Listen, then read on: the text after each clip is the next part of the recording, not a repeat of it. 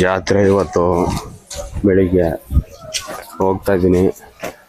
ಜಾತ್ರೆ ನಿಮ್ಗೆ ತೋರಿಸ್ತೀನಿ, ಬನ್ನಿ ಯಾರು ನೋಡೋಣ ಅಂತ.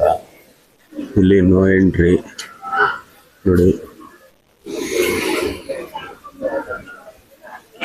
ಇಲ್ಲಿ ಎಂಟ್ರಿ ಇಲ್ಲ ಅಂತ ಹೇಳ್ತಾ ಇದ್ದಾರೆ. ಅದಕ್ಕೆ ರಿಟರ್ನ್ ಹೋಗ್ತಾ ಇದ್ದೀನಿ, ಬೇರೆ ರೂಟಲ್ಲಿ ಹೋಗೋಣ ಅಂತ. ಫೈನಲಿ ಗಾಯ್ಸ್ ಬಂದಿದ್ದೀವಿ.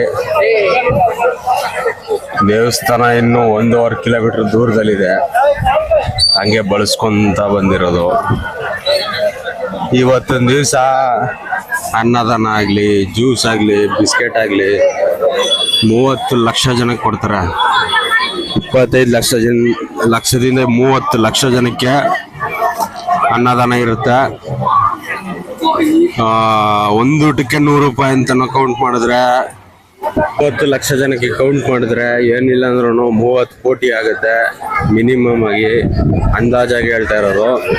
ಎಲ್ಲ ಫ್ರೀ ಇರುತ್ತೆ ಗಾಯ್ಸ್.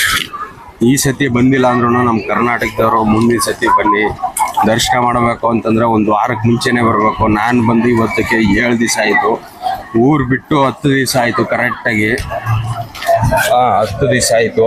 ಇವತ್ತು ನಾನು 11ನೇ ತಾರೀಕಲ್ಲೇ ದರ್ಶನ ಮಾಡಿದ್ದೀನಿ. ಇವತ್ತು 16ನೇ ತಾರೀಕು. ನಮ್ಮ ಕನ್ನಡಿಗರು ಯಾರ್ಯಾರು ಬಂದಿಲ್ಲ ಬಂದು ದರ್ಶನ ಮಾಡಿ. ಇಲ್ಲೊಂದು ರಥ ಇದೆ ಚಿಕ್ಕದು, ತೋರಿಸ್ತೀನಿ ಬನ್ನಿ.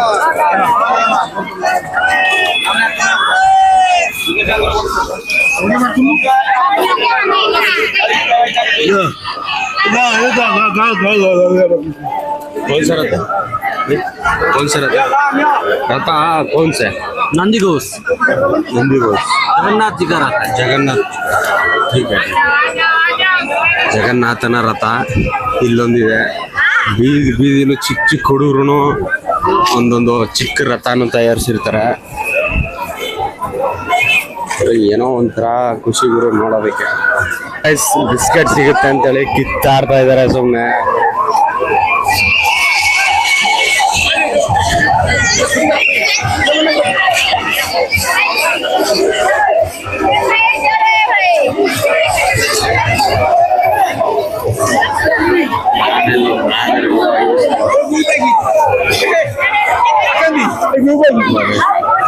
ಕೂಲ್ ಆಗಿರೋ ಜ್ಯೂಸ್ ಕೊಡಿ ಬೈ.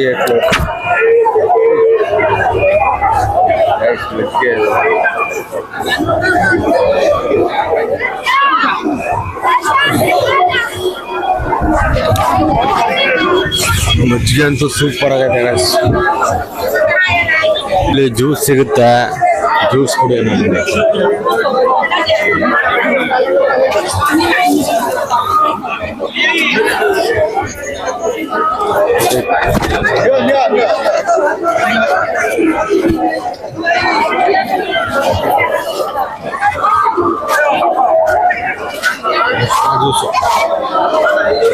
ಜ್ಯೂಸ್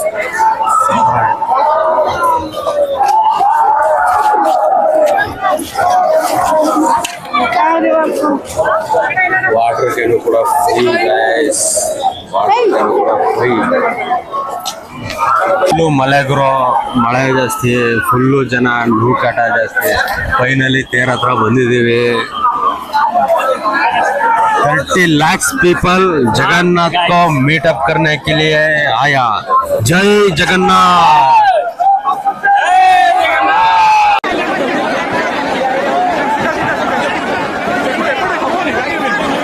ಇವಾಗ ತಾನೆ ತೇರ್ ಹತ್ರಕ್ಕೆ ಹೋಗಿದೆ. ಏನ್ ನುರ್ಕಿ ಕಾಲೆಲ್ಲ ತೊಳೆದಾಕ್ಬಿಟ್ರು ಗುರು. ಅದಕ್ಕೆ ಹೊರಗಡೆ ಬಂದ್ಬಿಟ್ಟೆ. ಯಪ್ಪ ಸದ್ಯ ಬದಿಕಂಡೆ, ಇಲ್ಲಂದ್ರೆ ನಾನು ಆಂಬುಲೆನ್ಸಲ್ಲಿ ಹೋಗ್ಬೇಕಾದ್ದು.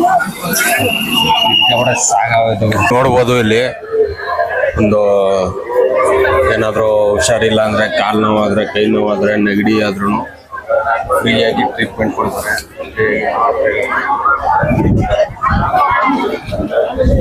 ಎಲ್ಲ ಥರದ ಸೌಲಭ್ಯ ಕೂಡ ಇದೆ.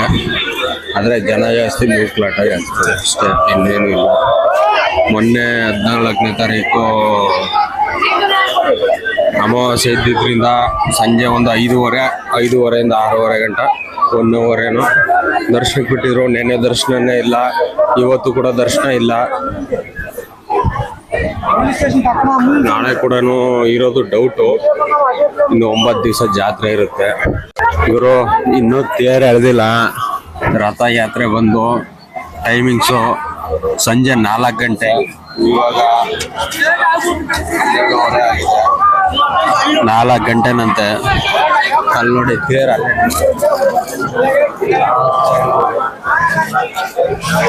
ಸಂಜೆ 4 ಗಂಟೆ ಅಂದ್ರೆ ಒಂದು 3 ಗಂಟೆಗೆ ಬರೋಣ.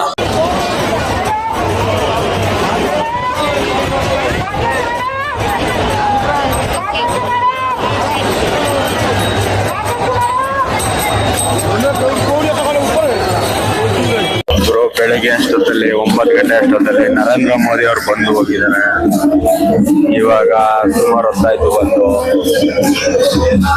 ಬಲಭದ್ರ ತೇರ್ನ ಎಳೆದಿದ್ದಾರೆ. ಇನ್ನೇನು ತೇರ್ ಹತ್ರ ಹೋಗ್ಬೇಕು ಅಂತ ತುಂಬಾ ಟ್ರೈ ಮಾಡ್ತಾ ಇದೀನಿ, ಆಗ್ತಾ ಇಲ್ಲ.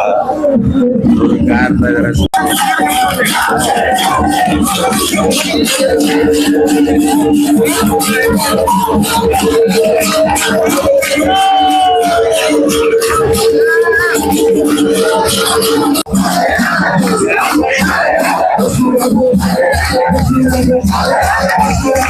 ಗುರು ಬಲಭದ್ರ ತೇರ್ ಹತ್ರ ಬಂದಿದ್ದೀವಿ.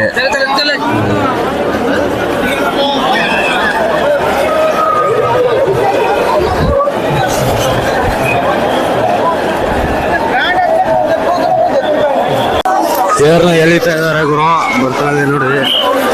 ನಾನು ಹೋಗಿ ಎಳಿತೀನಿ, ತೇರ್ನ ಬಿಡೋದೇ ಇಲ್ಲ. ತೇರ್ನ ಎಳೆದಿದ್ದೀನಿ, ಫುಲ್ಲು ಸುಸ್ತಾಗೋಯ್ತು. ಅಲ್ಲಿಂದ ಇಲ್ಲಿ ಗಂಟ ಬರೋ ಗಂಟ ಫುಲ್ಲು ನೂಕಾಟ ಜಾಸ್ತಿ. ಫುಲ್ಲು ಜನ ಗುರು ಹೆಂಗೋ ಕಷ್ಟ ಬಿದ್ದು ಅಲ್ಲಿಂದ ಇಲ್ಲಿವರೆಗೆ ಬಂದ್ಬಿಟ್ಟಿದ್ದೀನಿ. ದೇವಸ್ಥಾನದ ಹತ್ರನೇ ಇದೀನಿ. ಜಗನ್ನಾಥನ ರಥ ಇಲ್ಲೇ ಇದೆ, ಸುಭದ್ರೆ ರಥ ಹೋಗಿದೆ, ಬಲರಾಮನ ರಥನ ಕೂಡ ಹೋಗಿದೆ. ಇದು ಬೆಳಿಗ್ಗೆ 10 ಗಂಟೆಗೆ ಎಳಿತಾರಂತೆ ರಥನ. ನಾಳೆ ಕೂಡ ಇದೆ ರಥೋತ್ಸವ, ನಾಳೆ ಬೆಳಿಗ್ಗೆ 10 ಗಂಟೆಗೆ ಎಳಿತಾರೆ ನೋಡಿ. ಆದ್ರೆ ಮೊಬೈಲ್ ಫೋನ್ಸ್ಗಳು ಯಾವುದೇ ಆಗ್ಲಿ ಒಂದು ಜೋಪಾನಾಗಿ ನೋಡ್ಕೊಳ್ಳಿ ಅಂತ ಹೇಳ್ತಾ ಇದಾರೆ. ಜನ ಇಲ್ಲೇ ಮಲಗ್ತಾರೆ ನೋಡಿ.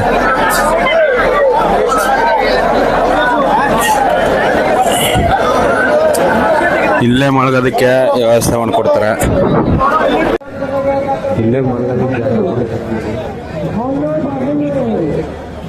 ಇವತ್ತಿನ ದಿವಸ ಬಂದ್ರೆ ಇದೇ ಕತೆ ಆಗೋವ. ಎಲ್ಲೇ ಬಂದ್ರು ಇದೇ ಕತೆ ಆಗುತ್ತೆ. ರೂಮ್ ಸಿಕ್ಕಲ್ಲ ಯಾರಿಗೂ. ನಮಗೆ ಕರ್ನಾಟಕದವರಾಗಲಿ ಯಾರೇ ಆಗಲಿ ಹಿಂದಿ ನೋಡ್ಕೊಳ್ಳೋದು ಯಾರೇ ಒಂದು ವಾರಕ್ಕೆ ಮುಂಚೆ ಬನ್ನಿ, ಇಲ್ಲ 4 ದಿವಸ ಮುಂಚೆನೇ ಬನ್ನಿ, ರೂಮ್ ಸಿಗುತ್ತೆ. ರೂಮ್ ಬೇಕು ಸರಿ. ಇವತ್ತಿನ ದಿವಸ 25 30 ಲಕ್ಷ ಜನ ಬಂದಿದ್ದಾರೆ ಜಾತ್ರೆಗೆ. ಹಂಗಾಗಿ 120 ಜನ ಒಂದು ಉಸಿರಾಟ ತೊಂದರೆ ಆಗಲಿ, ಕಾಲು ತುಳಿತದಿಂದ ಆಗಲಿ 120 ಜನ ಇದಾಗಿದ್ದಾರೆ. ಹೀಗಾಗಿ ಒಂದು 2-3 ಜನ ತೀರೋಗಿದ್ದಾರೆ ಅಂತೆ. ಈಗ ಇವಾಗ ಒಂದು ಸ್ವಲ್ಪ ಆಯಿತು.